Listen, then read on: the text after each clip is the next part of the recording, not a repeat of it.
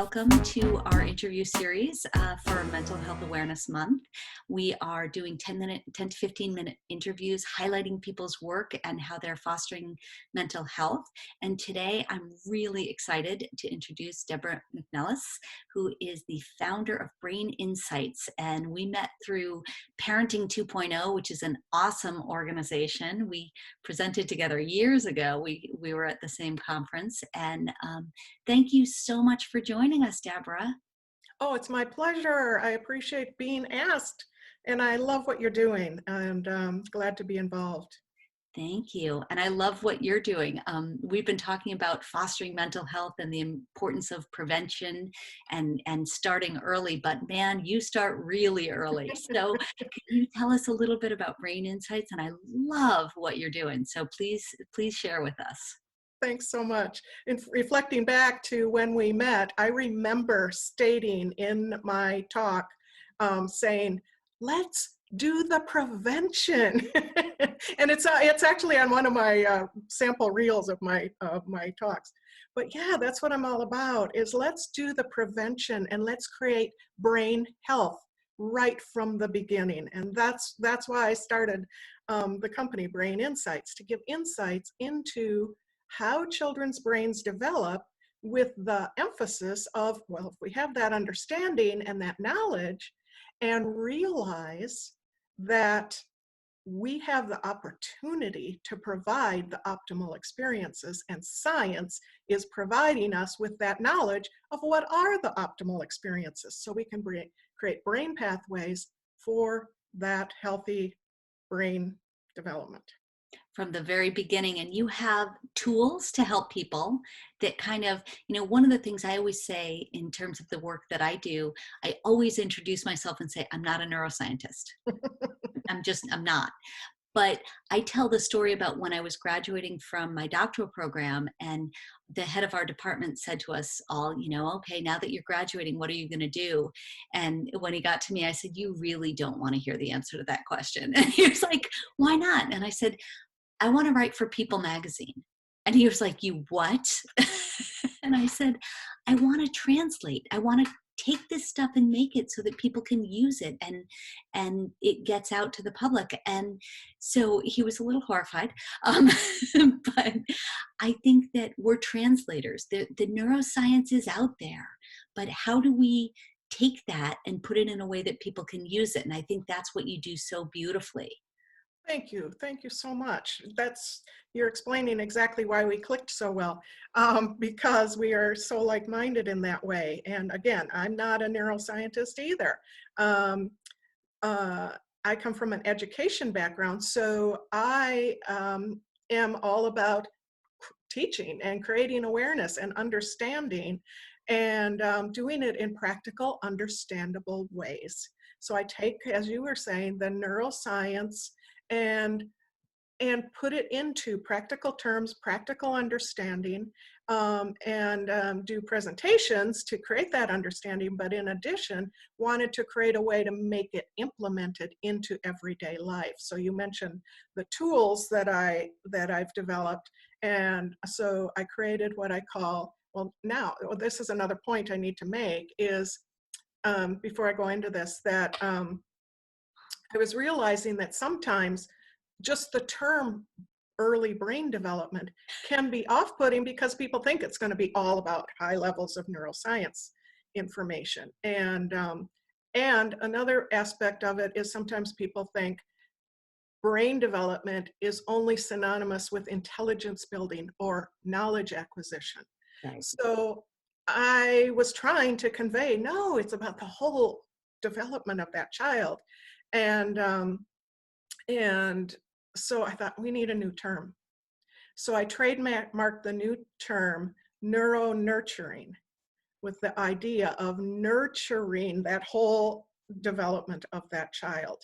And so the emphasis of my work is around, the whole child, as I just said, with the emphasis on self-perception, healthy self-perception and self-worth, and so that a child is developing from the start knowing their worth. Because how many of us adults have been struggling with, yeah, I'm not good enough, or who am I to do this, or those kinds of issues. So anyway, having said that, I call them neural nurturing interaction packets. And there's a whole series of these. This is Neuro Nurturing Your Newborn. There's the whole series all the way through age 5.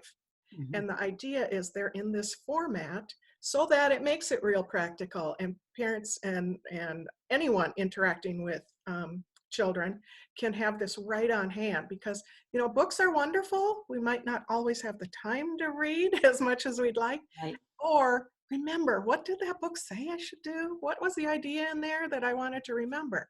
So these are designed with interaction suggestions and activity ideas um, on the front of each card, and then the back of the card gives that very simple insight. So again, in practical, understandable terms, and they're all written in the child's voice. So this is what the children want the adults in their lives to know and do with them. I love the idea that they're on the rings because I picture them hanging from everyone's diaper bag, um, Exactly.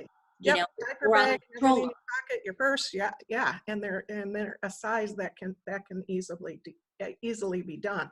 And I purposely don't create these as an app for 2 reasons. One is when a parent is using these, they're modeling print use. Yep. And secondly, if a parent goes to their phone to get an interaction idea, oh, wait, my sister-in-law just posted on Facebook. I got to see what that is, right? Now here's that child not having that interaction that they need, because how often does that happen that we get sidetracked? It's so easy with the technology to get sidetracked, and that's why I love that, if you have it hanging on your diaper bag or on your stroller, you can look down and get that idea in immediately, implement that and Yeah, get that feedback, because that back and forth, we know for babies developing mind, the most important thing is that tennis match, that interaction, face to face, eye to eye, and giving those experiences where we're using language, where we're talking to them. And I love that you broke it down by year as well, because then we can move up, and you've sort of got the idea of those interactions, and then you move up and what's important for the twos, what's important for the exactly. threes. Exactly. And the other point is that in the emphasis of being practical, the ideas are designed to fit into busy everyday life. So while you're grocery shopping, while you're doing the dishes, while you're making dinner, while you're waiting for an appointment, while you're riding in the car, these are activities that can be done. So especially at a time like this when everybody is at home. Right. One of the things that you brought up is the whole idea of self-esteem, the idea of we want to foster kids' self-esteem, which I think is so critically important. But one of the things that always amazes me is our brains work in ways that often undermine that. Excuse me, that we think we know what will build self-esteem. And the truth is, a lot of what we think is not correct necessarily. So yes, it's important to have those interactions, and there's also that praise idea, but empty praise doesn't do it.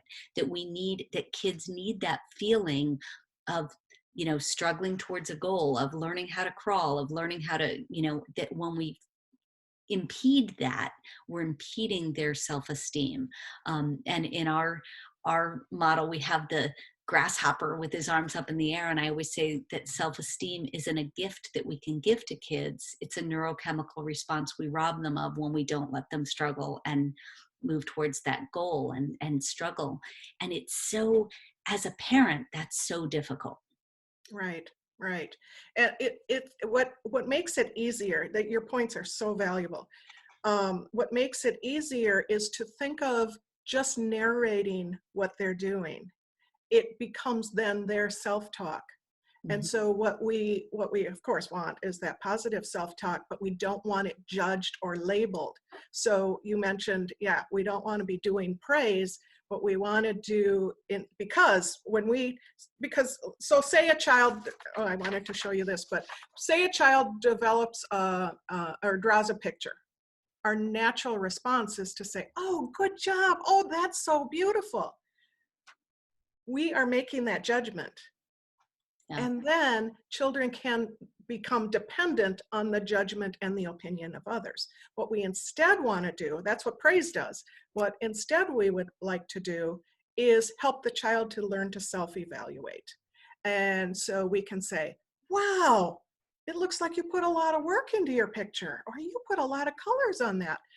And that child can say, yeah, I didn't know I could draw a tree like that before. I'm so proud of myself. Or you can ask them, you look like you're proud of your picture. Are you feeling proud? So they're self-evaluating and creating that positive self-talk rather than, as I said, depending on the opinion of others.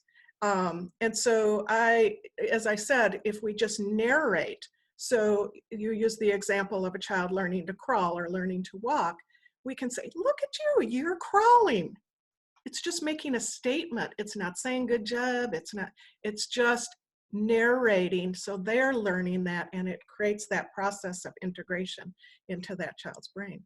And also supporting for them, giving them suggestions or, as they're struggling, rather than doing things for them to help, scaffold them of, hey, do you have a support you can ask for help? Or what strategy? Is that strategy working? Yeah, maybe not so much. Maybe you could try another one.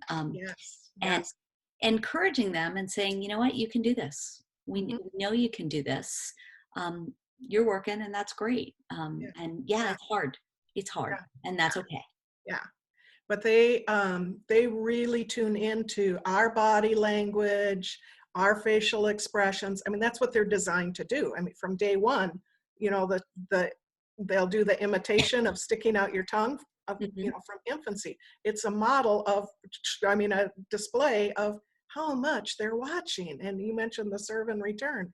So they're watching and tuning into our reactions and our body languages and our expressions.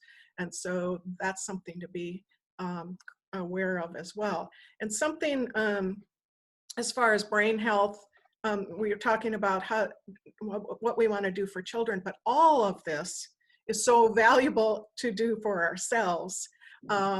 Because I do a presentation called It Takes Attention to Change Behavior and Self-Perception. And it's all about how we focus our attention. Yeah. And what our brain does is we have the negative bias, but if we refocus our attention and look for the positives within ourselves, within our children, and then not making the judgments, but making those statements of, wow, look at you. You cleaned up your toys without being asked today. You're just making a statement. Yeah. And we can do that for ourselves, because what do we tend to do at the end of our day? Go, oh my gosh, I didn't get that done. Oh, I should have handled that a lot differently. And we just do that to ourselves. And instead, if we turn it around and focus on, well, wow, I did this, I did this, I did this, and we do a million positive things throughout the day. And we need to do that for ourselves as well. I think so much of the reframing is important right now as well. During the pandemic, we're all, you know, dealing with this new reality and trying to figure it out. And I love that a lot of people are finding the positives, are finding, okay, we get to have dinner every night together. We're getting those priorities set somewhat, a little bit more, which I love. And I love seeing that happening. And I'd love to know one of the things I'm asking people in these interviews is, how are you fostering mental health during this time? Um, it's kind of what I was just saying, is trying to look at that, and what you were saying, look at those positives. Because what I'm finding, and I've talked to other people that are feeling this same thing, and I've read things that this is a common occurrence of levels of productivity. And Mhm. I like to be productive, and I love to create, and I love to do things. And there's days when I'm like, oh my gosh, I do not feel productive right now at all, and I start getting down on myself. And so I have to turn that around and go, that's okay. That's okay. Self-care is so important. So that's one of the things I'm doing for myself. This, And making sure I have a nutritious diet and, all those good things as well. all the things that we know, but it's a hard time for that. And one of the things that I keep reminding myself up of is, it's funny. One of the things that I've been saying each day, and I not really as a prayer, but as a mantra, grant me the serenity. Mm, Um, and it's what that means to me is the serenity to understand what I can control, what I can't, the courage to change the things I can, and the wisdom to know the difference, the serenity to exactly. accept the things I can't change, Yeah, acceptance is a word that is key to me in getting through this. Just this is what it is. We can't fight against it. It's happening. So accept that it's happening, accept that this is the situation. Um, and so that we can deal with it. If we're just fighting against it, we can't be dealing with it in a healthy way. So and then there's one last thing I wanted to share with you, mhm, if you don't mind. not at Uh, all. when I created the term neuronurturing, I wanted to um, come up with a way to convey, well, then what goes into neuronurturing? And so I created what I call the creating great connections model. Hmm. And what I had always been doing in my presentations is saying brain development isn't really all that complicated. We just need to provide the physical needs, the safety security needs, and loving interaction and play. And that's what a child needs. So that's what this represents. And I have a free download of this on my website so that it has this and then those, a description of 4 of those areas and then 10 um, interaction activity ideas if people are interested. And the reason I Awesome. want to make sure I bring this up is because it breaks down those 4 areas with 5 elements to each of those areas. And it's really helpful in helping us at any time, of course, but during these kind of times to look at what is it we really need for our brain health. That should be on all the bulletin boards and all the refrigerators. It used to be that everybody had it as a refrigerator magnet, but I don't know how many people are doing that these days. But it's great. I think these reminders are so critical. And we will have a link to Brain Insights to your website. And actually, I was going through the website this morning and I have some nieces who just turned 1. Oh, So I think I'll be putting in an order myself, and another one on the way. So wonderful. get those box sets, because I think this stuff is so critical. And if we can help people from a very early age learn how much we can do, those interactions in those first 5 years are so important. Exactly. um, Create those connections. So that is awesome. Thank you so much for all you're doing, and thank you for coming on and sharing it with us. Oh, it was wonderful to be invited, and thanks for what you're doing overall and doing these interviews. So I appreciate again being part of it. Thank you. Thank you. Thanks, everyone.